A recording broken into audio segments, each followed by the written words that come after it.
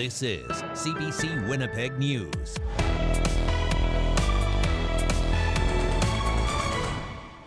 Good evening. Thanks for joining us. A 3-day encampment is underway at the University of Manitoba. Students are advocating for Palestinians in the ongoing Israel-Hamas war. It comes as similar protests have popped up on university grounds across Canada and the United States. CBC's Zubina Ahmed reports.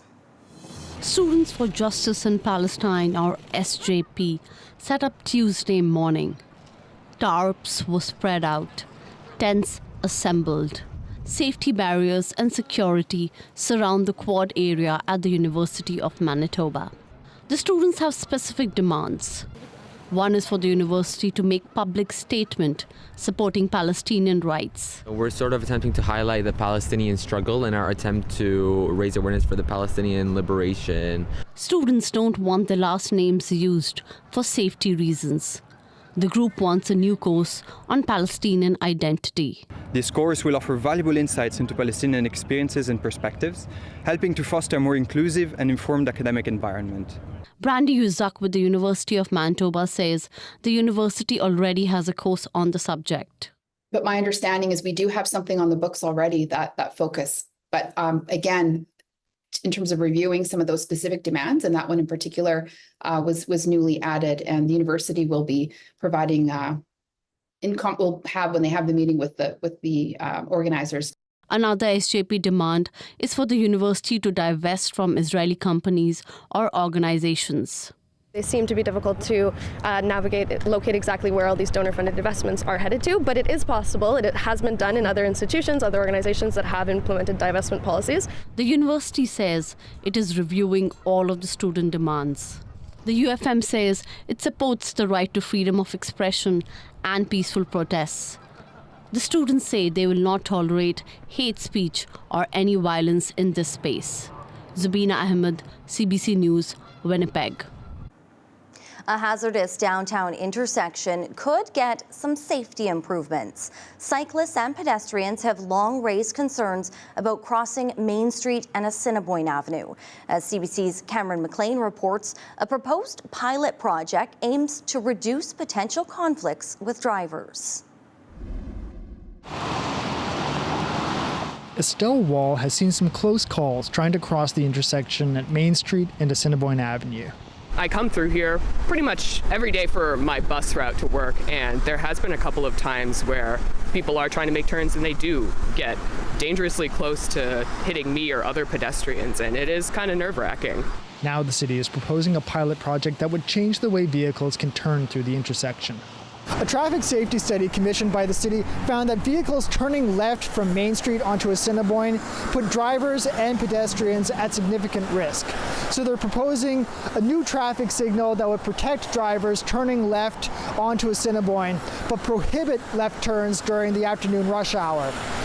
It also found that vehicles turning right from Assiniboine onto Main Street put pedestrians and cyclists at risk. So they're proposing eliminating right turns from Assiniboine onto Main entirely. At the Public Works Committee earlier today, Fort Rouge East Fort Garry Councillor Sherry Rowland said she supports the project. My residents have filmed the videos, and clearly the public service has spent time filming the videos to see just the traffic violations that do happen there and the near-miss collisions that do happen on the daily. Rowlands asked the committee to make sure area residents and businesses are consulted about the project, and also to provide regular updates as the project moves along. Mark Coho of Bike Winnipeg says the changes will make the intersection safer for cyclists. Certainly confirming some of the concerns we had, but also that it's taking proactive steps to act on those concerns. A timeline for the project has yet to be determined. If approved by council, the changes would be implemented this summer. Cameron McLean, CBC News, Winnipeg. Manitoba PCs have accused the NDP government of briefly reneging on a promise to hire all graduating paramedics. PC health critic Kathleen Cook says some paramedicine graduates were told they had no jobs waiting for them. The problem was the result of the timing of exams. Shared Health confirmed 14 graduates were affected and say all have since been offered jobs. Health Minister Uzoma Asagwara says the timing of exams and the hiring of paramedics will be coordinated in the future.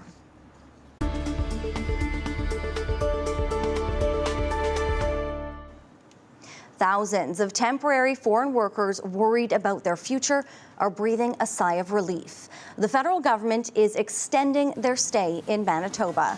For more, we're joined by the CBC's Ian Fraze live in our newsroom. So Ian, how many people are getting to stay now? 6,700 people, Brittany. These are temporary residents working in Manitoba whose work permits are expiring this year. In the last few weeks, some have joined protests over their uncertain status. Many work permits are expiring because the feds stopped automatically extending them. But Ottawa is making an exception for Manitoba. All of them will get permits, and it's expected they'll get permanent residency through the provincial nominee program. Manitoba's immigration minister says her lobbying worked. It's just been really our pleasure to be able to let them know about this. Let them know that we're here to champion them, that we're here to welcome them in the province and, work on our immigration system and our processes so that we can include them over the next 2 years as part of the draws. Now, meanwhile, Heather Stephenson resigned as MLA just yesterday, and already people are lining up to replace her as the Progressive Conservative nominee in Tuxedo. So, Ian, who exactly is running? Let's start with a recognizable name in Manitoba politics. That's Shannon Martin, former McPhillips MLA who decided against seeking re-election last year. He says he thought he wouldn't run for office again. But when Heather Stephenson announced her intention to resign, my phone just lit up. I had residents of Tuxedo and just people I know asking me to take a serious look at this, saying, you know what, Shannon, we need your brand of energy, we need your brand of politics here at the legislature, and we're asking you to step up and step forward. Other potential candidates include some longtime residents of the Winnipeg constituency, real estate agent Lori Shenkarol and lawyer Lawrence Pinsky. Former MLA Kevin Klein did not respond to a request for comment, but he may also choose to run. He's previously said he's thinking of seeking the party leadership. Brittany. All right, thanks, Ian. Our Ian Fraze live in the newsroom this evening.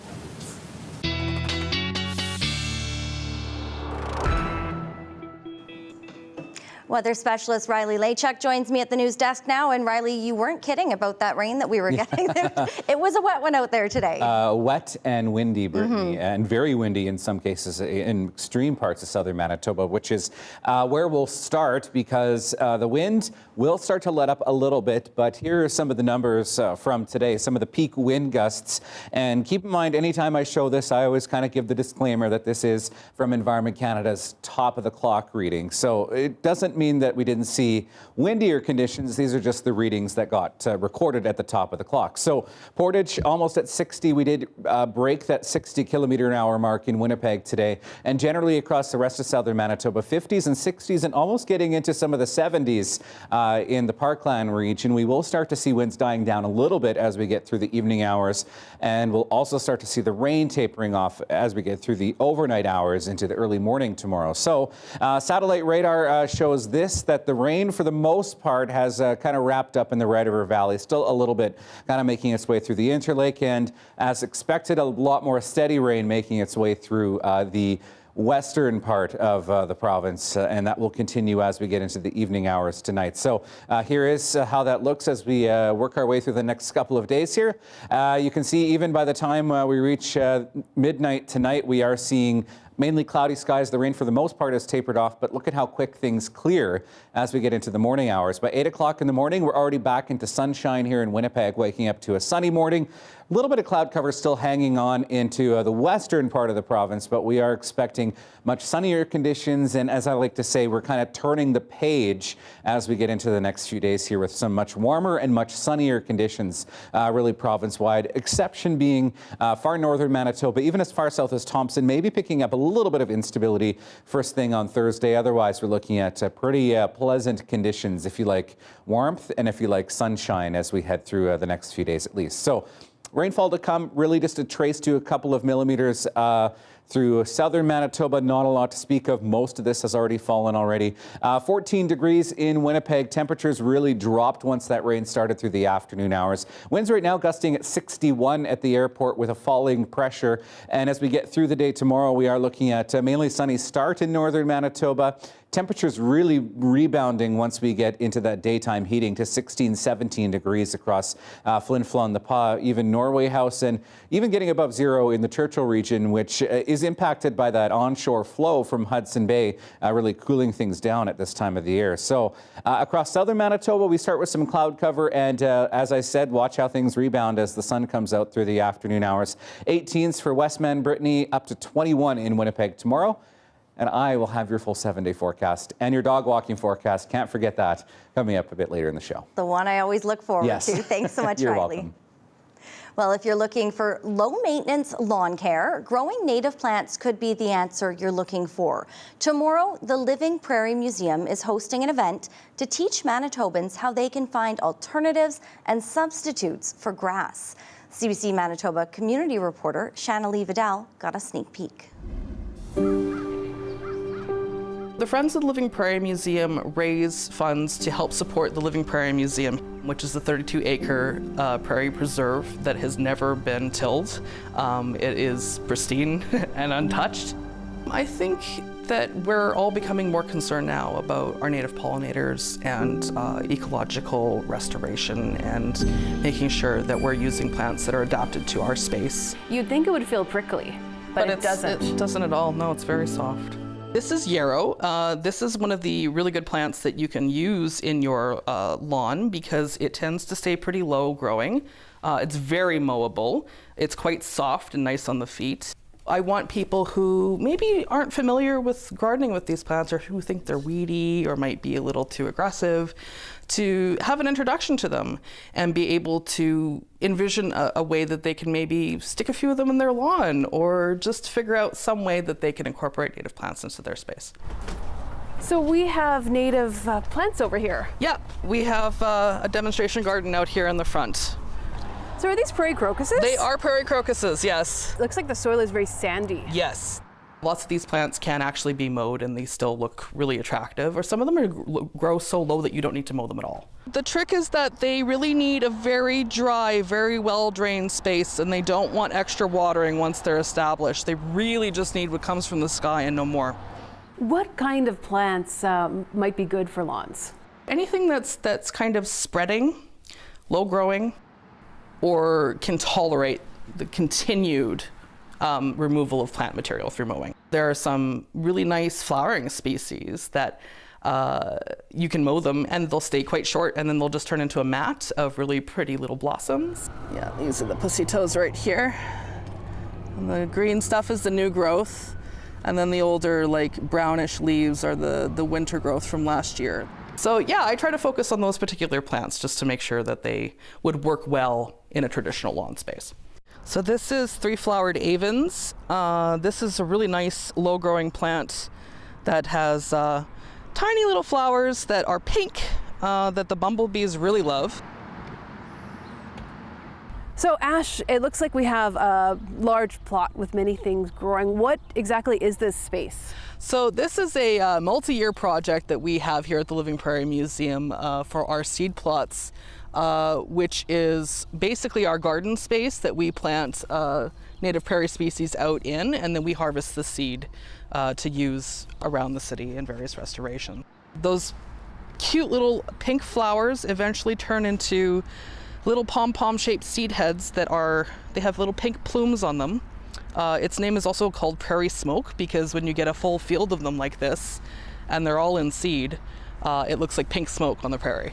As long as you've planted the plant in the place that it's appropriate for it, you've given it the right sun and water conditions that it wants, you don't really have to do anything. They just grow happily. A lot of these spread on their own like a natural grass would.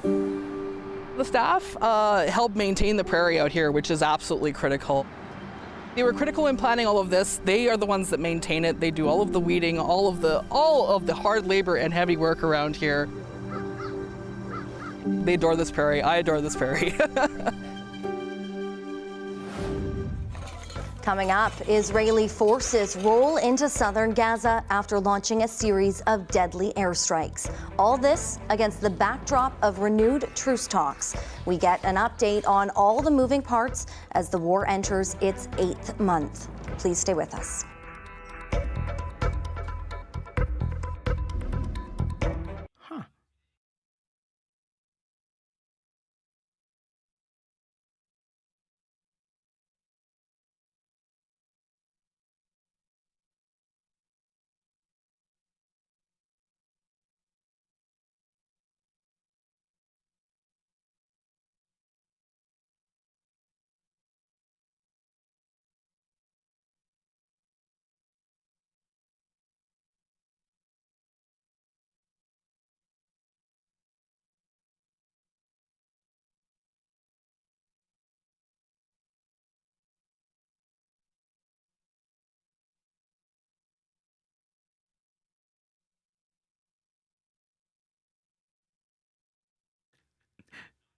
Yeah.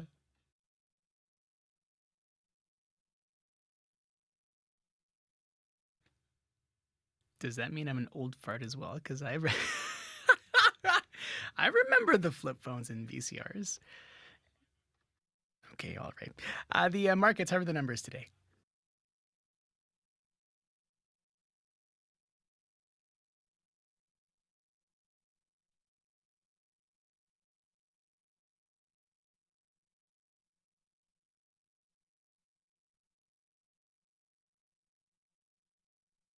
All right, we'll talk to you soon. Take good care. That is Reed Southwick from your CBC National Business Desk. We're coming up to 13 minutes before 6 o'clock here on CBC Radio 1. I'm Faith Fundal. It was a different kind of field trip. Last week, more than 600 elementary school students from Thunder Bay gathered to hit the mats, some for the very first time. It was all part of the Lakehead Public Schools wrestling tournament. The goal is to let young athletes try out the sport. The CBC's Matt Frat-Petro was there and had the opportunity to chat with some parents, coaches, and kids.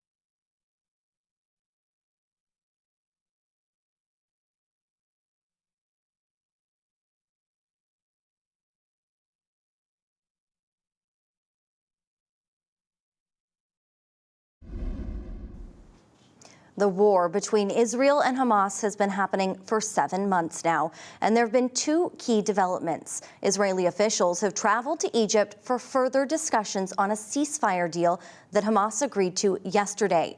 Now, Israel was not involved in the Egyptian brokered talks, and the terms of the deal are not clear. Iris Mackler has more.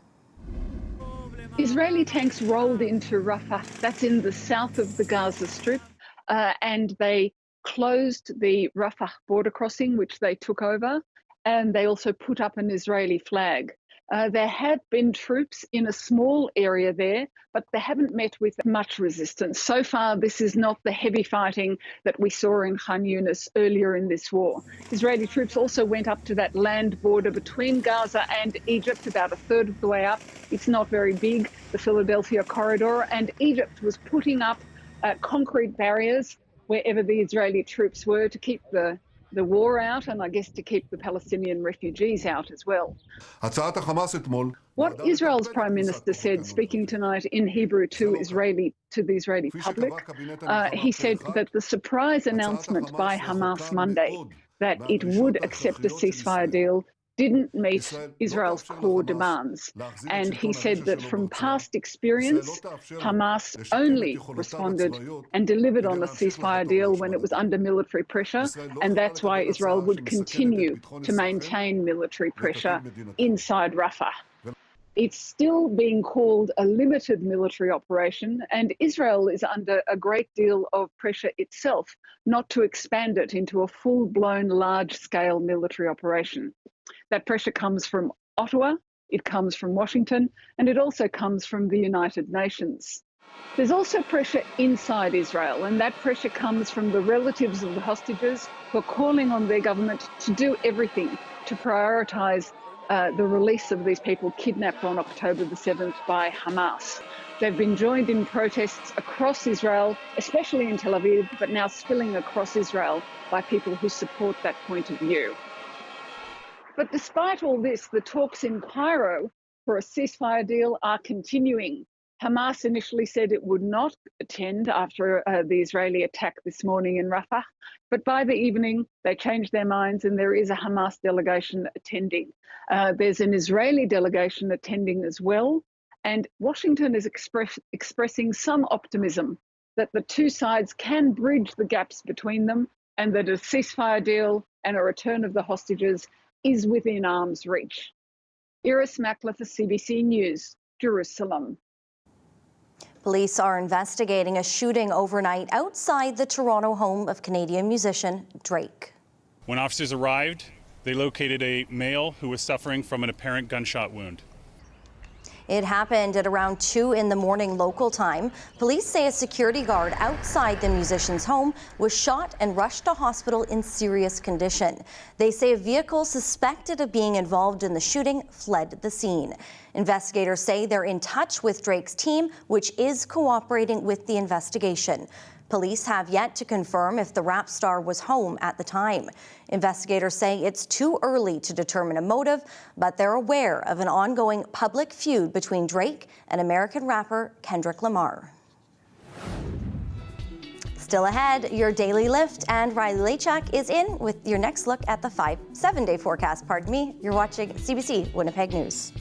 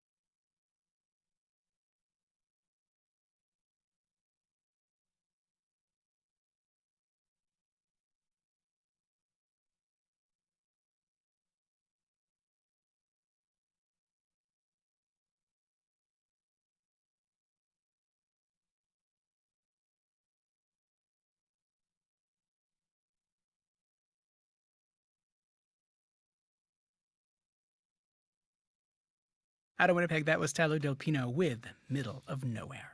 We're at 5 minutes before 6 o'clock here on CBC Radio 1. Josh Crabb in the studio now for a look at news headlines. Good afternoon. Good.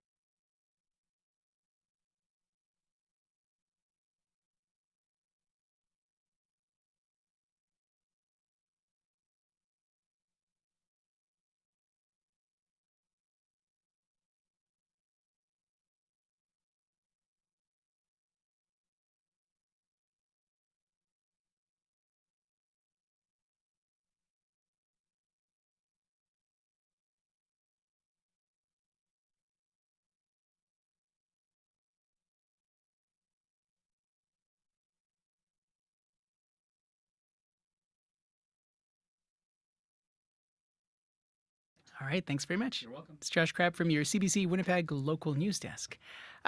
On the topics that matter, your voice should be heard. I'm really concerned. And I'm not really happy about that. Radio Noon is where you can voice your take. I'm Janet Stewart. From 12:30 to 1 p.m., Radio Noon opens the phone lines on one important topic. It just brings everyone together. Radio Noon's call-in segment, 204-780-0893. We want to hear from you, weekdays on CBC.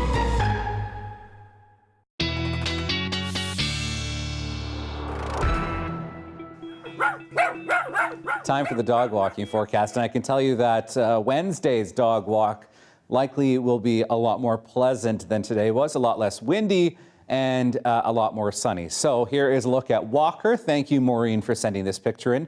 Talkback at cbc.ca is where you can continue sending photos of your pet to, because I love seeing them all. And I'll be sure to show everybody here as well. So we're looking at 11 degrees to start the day tomorrow, up to 21 by the time we reach the late afternoon. So pretty much shorts weather. I also wanted to show you this. This is kind of interesting. Our projected nighttime lows. Normal low for this time of the year is actually now at 4 degrees, but look at some of these lows over the next week as temperatures kind of surge into the 20s. We're looking at even a low of 10 degrees on Sunday. I wouldn't rush into the garden yet. I'd maybe wait another week or so and see what these nighttime lows will do, but a chance here that spring is on the way. So we're looking at 20s for the balance of the work week, all the way up to 24 degrees by the time we reach Saturday, and we're looking at the 20s continuing into next week as well, with a slim chance of showers by the time we hit Monday. Well, stores across North America took part in Free Comic Book Day over the weekend. In Nova Scotia, fans donned costumes of their favorite characters to mark the occasion. That's tonight's Daily Lift.